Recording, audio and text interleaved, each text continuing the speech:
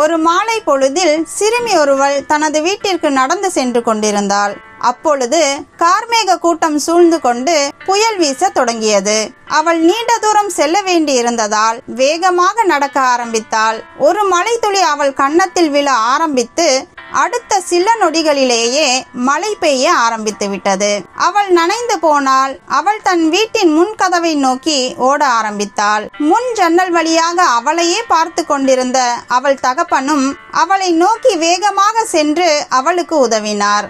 அந்த தகப்பன் அவளிடம் கேட்டார், நீ தோள்களில் ஒரு போர்வையை போர்த்தியவாறே மலையில் நடந்து வந்து கொண்டிருந்த போது உன்னை பார்த்தேன். ஒவ்வொரு முறை மின்னல் வெட்டிய போதும் நீ ஓடுவதை நிறுத்திவிட்டு ஏன் மேலே நிமிர்ந்து பார்த்து புன்னகைத்தாய் என்று கேட்டார்.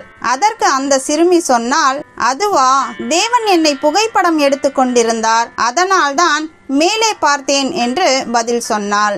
நம்முடைய வாழ்க்கையிலும் பிரச்சனைகள், போராட்டங்கள் என்கிற புயல்கள் வரும்போதும், கார்மேகம் என்ற கூட்டங்கள் நம்மை முன்னேற விடாமல் தடுக்கும் போதும், மழை துளிகள் பலமாய் முதுகில் அடிப்பது போல அடிகள் மேல் அடிகள் நம்மேல் விழும்போதும் நாம் நிமிரக்கூடாமல் பயந்து கொண்டு தலையை குனிந்து கொள்கிறோமா?